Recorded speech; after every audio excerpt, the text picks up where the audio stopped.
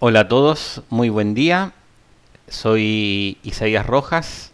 Gracias por ver este video, bienvenido a mi canal. Y este es mi segundo video que estoy grabando acerca del coronavirus en Chile. Grabé un video hace un par de días atrás, hace 3 días específicamente. No, 2 días atrás, fue el domingo, hoy es martes, fue el domingo 15, hoy es martes 17. Y quiero discutir en este video algunos detalles que se me pasaron del video anterior y quisiera también actualizar algunas informaciones respecto de lo que sabemos de cómo va evolucionando la enfermedad en estos días.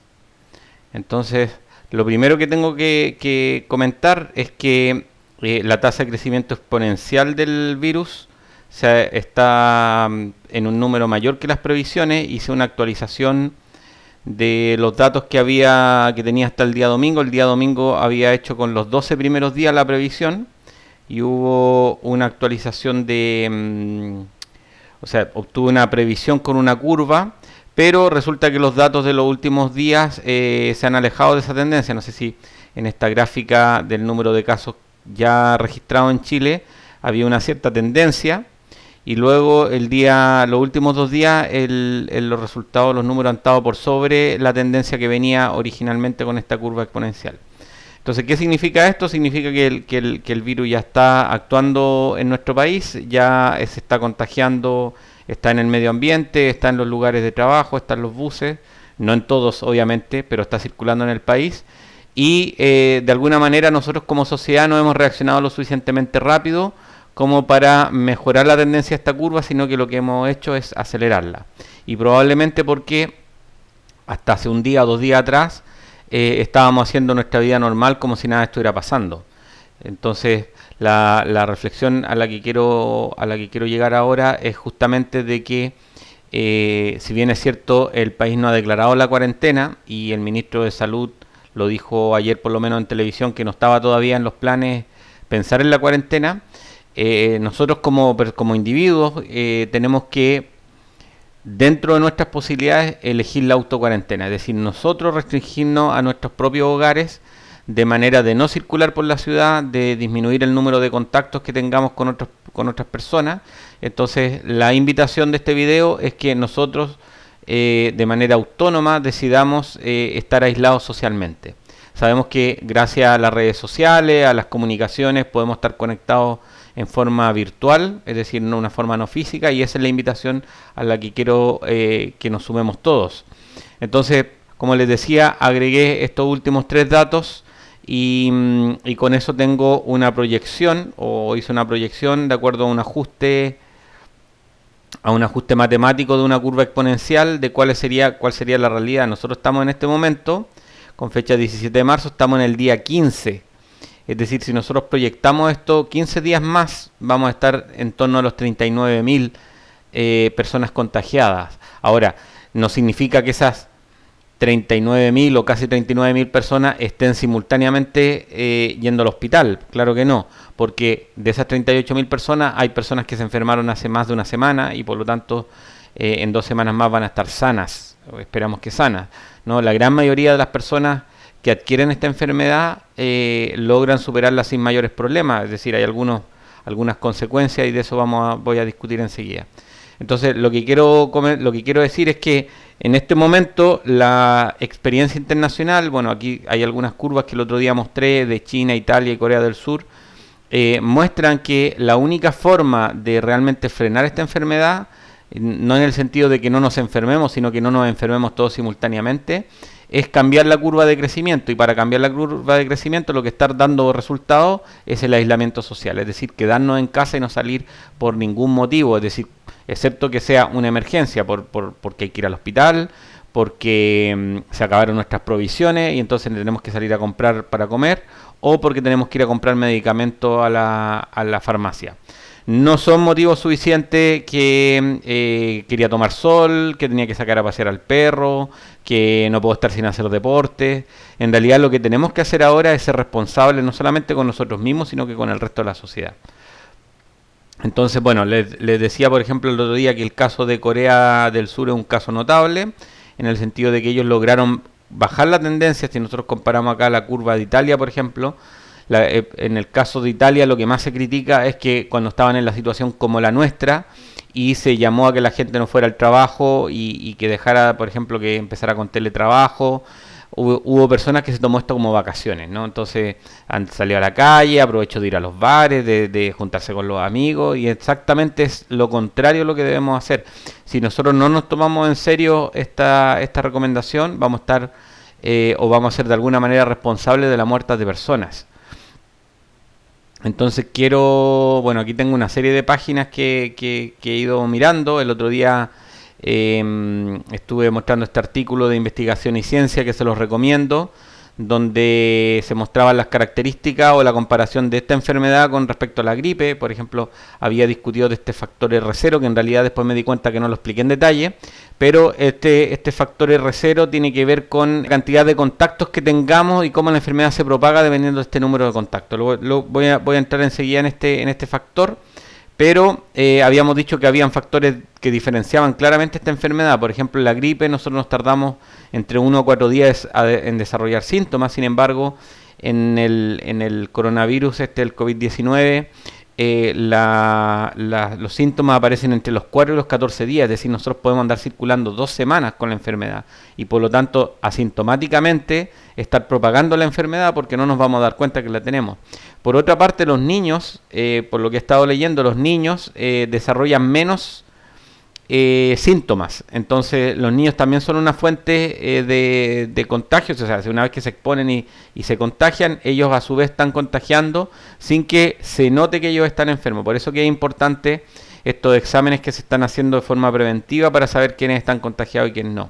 Ahora, otra de las cosas que discutí el otro día es que la tasa de hospitalización es relativamente alta. Estamos hablando de un 20%. 1 de cada 5 personas requiere hospitalización. Ahora, dentro de los síntomas, habíamos dicho que no todas las personas desarrollan los síntomas, pero un porcentaje importante de las personas desarrolla fiebre y tos seca. Es decir, si tuviéramos que decir cuáles son los 2 o los 3 síntomas que caracterizan a la enfermedad, bueno, la fiebre, la tos seca y la fatiga. Ahora, aparecen otras características que tienen que ver con el dolor muscular, dolor de cabeza, dolor de garganta, en algunos casos vómito, congestión nasal, diarrea o sangramientos intestinales. Bueno, efectivamente hay otros síntomas, pero no hay forma de que todas las personas tengan exactamente los mismos síntomas, es decir, no todos los organismos reaccionan de la misma forma. Lo que sí habíamos dicho de que este factor R0 es casi el doble del caso de la gripe común. Entonces, esta es una enfermedad en particular, a pesar que tiene tasas de mortalidad relativamente bajas, es una enfermedad que se contagia muy fácilmente. Es decir, las personas que tienen contagiada la enfermedad, la contagian a su vez a otras personas con más facilidad que, por ejemplo, que la gripe común. Ahora, habíamos dicho que un porcentaje de en torno de un 20% de las personas requerían hospitalización, y de ese porcentaje una parte importante también se va a recuperar, pero va a haber una parte de estas personas que lamentablemente van a fallecer. Ahora, ¿cuáles son los grupos de mayor riesgo? Por ejemplo, la tasa de fallecidos está en el orden del 15% para las personas mayores de 80 años. Y esto baja para las personas un poco más jóvenes, entre los 70 y los 79 años estamos hablando de un 8%, y entre los 60 y los 69 años estamos hablando de un 3,6%. Es decir, que las personas que tienen bajo 60 años tienen tasas de mortalidad muy bajas en general, pero las personas que tienen sobre 60 años, a medida que la edad se incrementa, las tasas de mortalidad son más altas. Es decir, que el grupo de riesgo en este momento son justamente las personas que tienen la edad de mis padres, o dependiendo de la edad, si por ejemplo tienen la edad de mis estudiantes, serán su abuelo. Es decir, de alguna manera tenemos que disminuir las curvas de crecimiento de esta enfermedad, principalmente para cuidar a nuestros familiares de mayor edad o a las personas a la tercera edad de nuestra sociedad. También acá aparece dentro de los datos que el COVID-19 ha sido 30 veces más mortal que la gripe. Sí, hay gente que se muere de gripe. El otro día alguien decía, o veía en las redes sociales, que decía, nadie se muere de gripe. Eso es falso, hay gente que sí muere de gripe. No es muy común porque tenemos un sistema hospitalario, un sistema asistencial que permite que cuando no están colapsados, claro, puedan tener acceso a las personas a un médico que pueda tratar y de alguna manera evitar que esto termine en muerte. Dentro de otras cosas que quería recomendar, en la página de Investigación y Ciencia hay una serie de al menos 6 o 7 artículos diferentes que explican, por ejemplo, por qué el coronavirus es tan relevante o por qué se está publicando tantas cosas acerca del coronavirus. En esta página hay varios artículos, por ejemplo, uno de por qué se propaga tan fácilmente entre las personas, aspectos psicológicos respecto de la enfermedad. En el caso, por ejemplo, esto es una revista que se publica en España, entonces cómo están distribuidas las enfermedades en España. Y sobre todo cómo mantenerse bien informado. O sea, en este momento es fundamental la información. Por ejemplo, en Chile, que está ocurriendo que hay muchas personas que creen que esta es una maniobra del gobierno para disminuir o frenar las protestas sociales. Si bien es cierto, el gobierno que tenemos no es el mejor gobierno de la historia, ni tampoco tiene unas tasas de credibilidad muy altas que digamos. La verdad es que esta es una pandemia, es algo que está ocurriendo en todos los países, bueno, una parte importante de países del mundo, y esto no tiene que ver en particular con nuestro gobierno. De hecho, por eso es que es tan importante la educación y mantenerse informado. Algunas otras posibilidades de que exista una nueva cepa también dentro de estos artículos. Yo les recomiendo que visiten la página de Investigación a Ciencia. Estos artículos son todos abiertos, es decir, ustedes los pueden acceder gratuitamente y leerlos. Y estos son artículos escritos por científicos, por gente que está haciendo investigación en esta área. Ahora, les decía hace un rato que el virus se propaga relativamente rápido. Hay algunas historias, por ejemplo, que dicen que este virus fue creado en un laboratorio y fue liberado. La verdad es que no hay ninguna evidencia que apoye esa hipótesis y de hecho lo más plausible es que este sea un virus que haya mutado desde algún otro mamífero. Algunos dicen que son los murciélagos, pero la verdad es que no hay evidencias certeras. Genéticas sí, el virus se parece mucho genéticamente al virus que se conoce de los murciélagos, pero no hay forma en realidad de saber cuál es el origen, pero no hay ninguna razón tampoco, excepto que uno, claro, sea un paranoico de las teorías conspirativas, de pensar de que realmente esto fue creado en un laboratorio, porque además las vacunas de esto se tardan un tiempo, es decir, muy posiblemente cuando la vacuna esté disponible para todos, ya la gran crisis haya pasado y deje de ser un negocio realmente vender la vacuna. Otros artículos que he estado leyendo, bueno, lo que le estaba diciendo, ¿no? De dónde surgió el virus, cuál es su estructura, qué tipo de virus, cuáles son las diferencias, por ejemplo, con el virus de la gripe y otro tipo de virus conocidos. Respecto de esto de la tasa de contagio también, algunas comparaciones. Aquí, por ejemplo, se habla de que el coronavirus no ha escapado de ningún laboratorio. O sea, de verdad yo les invito a que se informen, a que lean y que no compartan cualquier información, por favor, porque lo que necesitamos en este momento es justamente información. Si ustedes no tienen por qué creerme a mí de que no hay que salir, o sea, busquen la información, lean y vean qué recomiendan los expertos en el tema. Pero dentro de las curiosidades que les quería compartir es justamente de que, por ejemplo, el grupo ISIS, que está constantemente llamando a hacer atentados terroristas en Europa, está recomendando a sus terroristas que se vayan de Europa, que no estén en Europa. Entonces, bueno, por alguna razón, ¿no? Por alguna razón ISIS está llamando a que los terroristas del Estado Islámico se alejen de Europa o no vayan a Europa. Bueno, pasando a otros números, el otro día les mostré, creo que les mostré también esta página del país, donde hay algunas preguntas y respuestas básicas de qué es lo que es el virus, cómo se infecta, cómo se propaga y algunas cosas un poco más técnicas también que pueden ver en estos artículos de investigación y ciencia acerca de cuál es la proteína que usa en particular el virus para entrar en las células humanas. Los virus en particular son organismos que no se pueden definir como vivos, no se pueden reproducir a sí mismos. La información genética no está en una molécula de ADN, sino que está en una molécula más pequeña, que es una molécula de ARN, y para poder reproducirse, el ARN tiene que entrar en una célula viva y reemplazar parte del ADN de su célula para que la célula con su propia maquinaria la reproduzca y finalmente termine produciendo muchos virus que se van a seguir reproduciendo en otras células. Ahora, lo más importante del quedarse en casa y el no andar circulando por la ciudad es lo que se llama el aplanar la curva del coronavirus. Es decir, el sistema sanitario tiene una capacidad máxima de atender personas. Por ejemplo, en Italia el sistema sanitario está colapsado en este momento.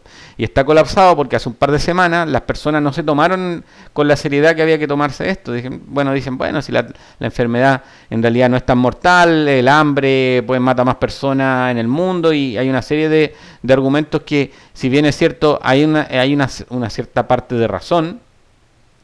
Lo más relevante es que con esta enfermedad muchas personas, muchísimas personas se contagian simultáneamente y van a pedir asistencia a los servicios públicos de salud simultáneamente, y los sistemas colapsan, y al colapsar entonces no tienen la capacidad de atender a todas las personas que tienen que atender, porque también, como les comentaba el otro día, no hay solamente personas que se están enfermando por el coronavirus, hay una serie de otras enfermedades y de otras situaciones que hacen que las personas requieran el sistema de salud funcional. También las mismas personas que trabajan en los sistemas de salud se enferman. Entonces, lo importante es que si nosotros de alguna manera nos quedamos en nuestras propias casas, y todo el mundo o una parte importante de la población, sin esperar de que las autoridades o el gobierno tome medidas y efectivamente declare la cuarentena, tanto de las ciudades o de algunas regiones o del país completo, podamos nosotros por nuestra propia cuenta hacerlo y no tener que esperar esto, porque la curva se tarda aproximadamente 7 días en verse reflejada el cambio de conducta de quedarse en casa. Entonces, el cambio de conducta de quedarse en casa lo que hace es distribuir esta misma cantidad o un número muy cercano de cantidad de enfermos, pero en un tiempo mayor. Eso hace que no todas las personas vayan a solicitar atención médica simultánea. De hecho, si uno no se siente extremadamente grave, no debiera ir al hospital, porque esta es una enfermedad que para la gran mayoría de las personas van a poder sanar de manera con sus propias defensas. Entonces también les recomiendo este artículo del País que dice: objetivo número 1, aplanar la curva del coronavirus. Bueno, más artículos para la lectura que les recomiendo, en particular este que se llama Instituto de Salud Global de Barcelona, el nuevo coronavirus, algunas respuestas y muchas preguntas. También un artículo que plantea una serie de situaciones y de otras enfermedades que han tenido expansiones rápidas en estos últimos años, pero ojo que esta no es como se puede ver en este diagrama, no es ni la primera ni es la última enfermedad que vamos a tener de este tipo. O sea, esto va a volver a ocurrir en el futuro, y por lo tanto también es de alguna manera bueno que esta enfermedad no tenga las tasas de mortalidad tan altas como otras, de manera que de alguna manera sea una voz de alerta para que los sistemas públicos de los distintos países estén a la altura para poder enfrentar estas situaciones que volverán a ocurrir con absoluta seguridad en el futuro.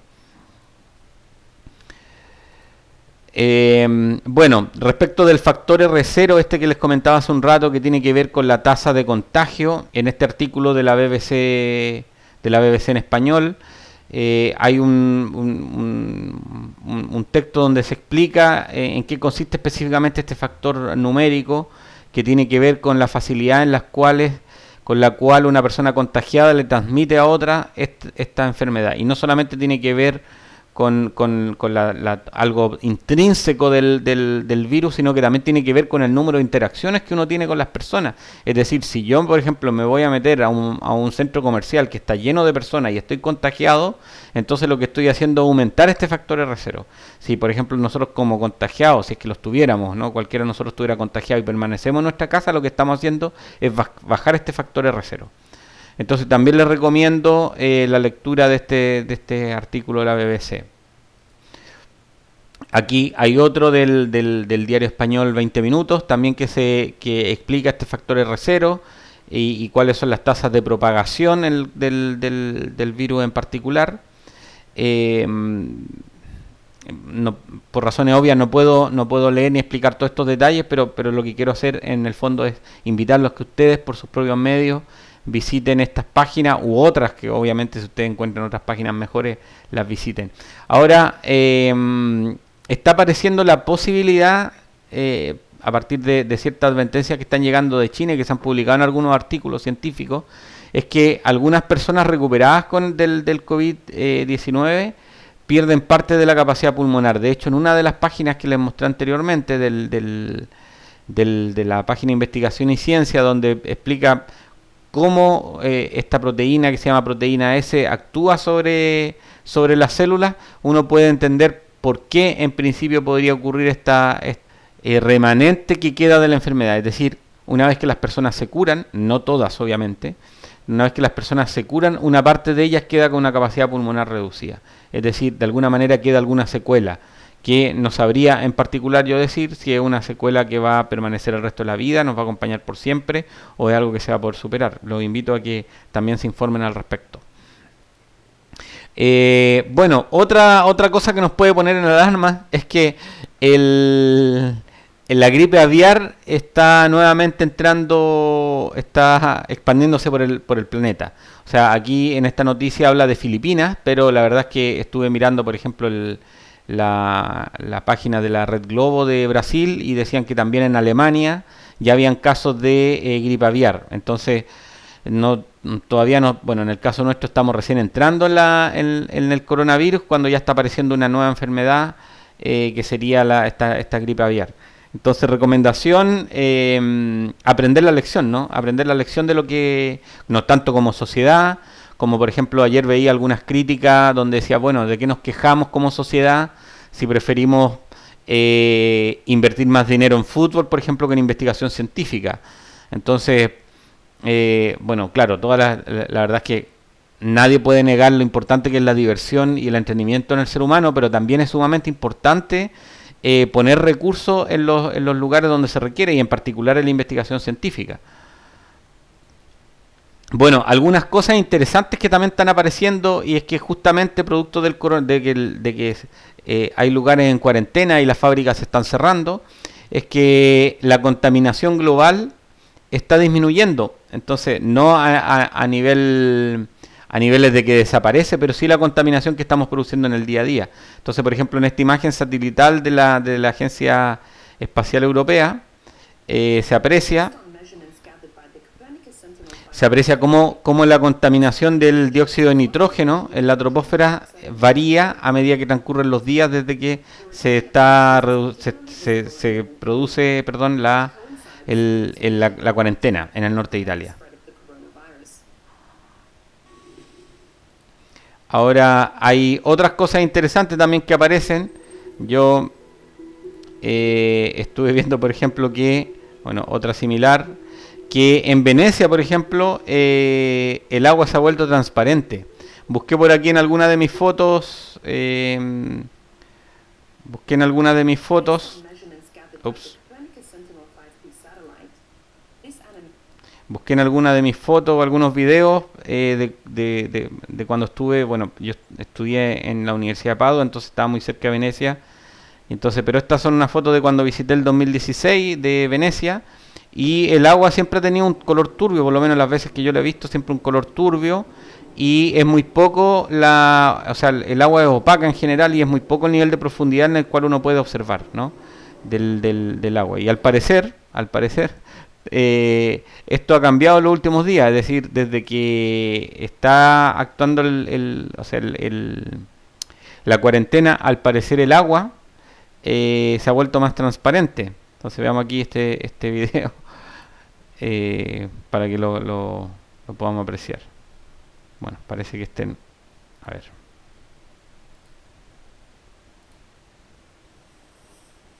Sí. ¿Ven? Se aprecian peces incluso en el agua. Bueno, y es normal si ya los botes no están circulando y no están revolviendo el fondo, entonces, o las corrientes que se generan producto de los botes ya no están revolviendo el fondo, es obvio que el lodo o lo que está está disuelto en el agua va a ir canalizándose hacia el fondo. Vean algunas fotos aquí sí, es increíble esto, ¿no? Algunas fotos, claro, se aprecia con absoluta claridad el agua. Y bueno, esto también nos dice o nos comprueba el efecto que tenemos nosotros sobre nuestro entorno, ¿no? De repente hemos visto algunos líderes negando la influencia que tiene el ser humano sobre su entorno. Por último, inevitablemente aquí hay aspectos económicos. Yo sé que en particular en Chile, donde hay una precarización laboral enorme, hay mucha gente que si no trabaja no recibe sueldo, gente con trabajos informales o algo que está institucionalizado en Chile, que es el trabajo en negro a través de la boleta honorario. Entonces hay mucha gente que está desprotegida y no, yo entiendo y es lógico, es difícil no comprender que hay personas que requieren el trabajar en el día a día para poder tener su sustento. Entonces para esto lo que se requiere es una solución política, es decir, la política de alguna manera tiene que dar solución. ¿Cómo lo hacemos para pensar en el bien mayor que es la salud pública? Entonces les quiero compartir este video que dejó hace muy poco el diputado Brito, del día de hoy, donde nos explica cuál es por lo menos es lo que lo que se está discutiendo en el Parlamento en este momento. Estamos sesionando en el Congreso y hemos apoyado proyectos unánimemente para proteger a la población del coronavirus, en especial de que no se cobren los impuestos, las tasas, las patentes y toda obligación, porque no puede ser que el negocio de unos pocos esté por sobre la vida de nuestro propio pueblo. Se deben cerrar los malls y estamos solicitando al gobierno que se decrete cuarentena nacional.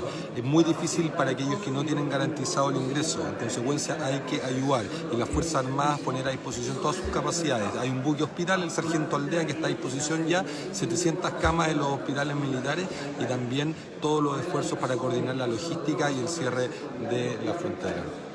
Bueno, también quería mostrarle alguna, por ejemplo aquí tengo una foto de Venecia, vean que el agua tiene este color, un color relativamente oscuro, y bueno, alguna imagen alarmista, ¿no? Porque ¿qué nos falta? ¿Que nos caiga un meteorito, un terremoto o algo así? Bueno, en realidad hay varias formas de analizar esto, o sea, hay incluso personas que están interpretando esto como de algún método de defensa que tiene el planeta en contra de nosotros, con los seres humanos, porque nosotros seríamos la plaga en este momento del planeta y el coronavirus podría ser de hecho un antivirus, ¿no? Un antivirus donde nosotros mismos somos el virus. Y otra de las cosas que quería comentar tiene que ver esto del día 15 de marzo, es decir, hace 2 días, cómo estaban distribuidas en este un mapa de Santiago, de la región de metropolitana Santiago de Chile, cómo estaban distribuidas las enfermedades. Y una de las cosas notables o apreciables de esta imagen es que justamente en las comunas de mayores ingresos, porque en Chile existe una segregación territorial, es decir, la gente rica, la gente de clase media, vive en lugares distintos que la clase trabajadora, la clase pobre. Entonces, esta segregación aparece en este mapa de la enfermedad del coronavirus porque los primeros casos se producen por personas que vienen llegando desde Europa, principalmente desde España y desde Italia. Entonces, de alguna manera, la gente de clase media y la gente pobre no viaja a Europa, no tiene vacaciones en Europa. Entonces, de alguna forma, lo que está reflejando este mapa es un sesgo y una segregación territorial producto de los ingresos económicos y también de cómo las ciudades están mal construidas en este país. Bueno, creo que con esto ya he dicho suficiente. Creo que me parece que ya actualicé todo lo que quería actualizar. Voy a volver a terminar con los datos. O sea, si la curva se mantiene, estamos hablando que en los primeros días de abril, el 1 de abril, vamos a tener cerca de 28.000 personas contagiadas. Hay que pensar que el 20% de este número va a requerir hospitalización. Y el día 2 de abril vamos a estar hablando de casi 39.000 personas contagiadas. Ahora, insisto que estas 39.000 personas no van a estar contagiadas todas simultáneamente porque los primeros casos posiblemente ya a esa altura van a haberse recuperado. Y no todas las personas requieren una hospitalización. De hecho, si es que uno no tiene síntomas graves, no es necesario que uno vaya a colapsar el hospital. Uno puede pasar esto en su propia casa, igual como si fuera una gripe común. Claro, o sea, con la salvedad de mantener a control la fiebre y cosas de este estilo. Bueno, gracias por ver este video y espero que haberlos motivado lo suficiente, primero para que hagan su propia autocuarentena, se queden en sus casas, y segundo para que se informen y sean ciudadanos informados, de manera que la información información que compartan en sus redes sociales, las opiniones que tengan, vengan desde la información y no desde la creencia de noticias falsas. Que tengan un muy buen día.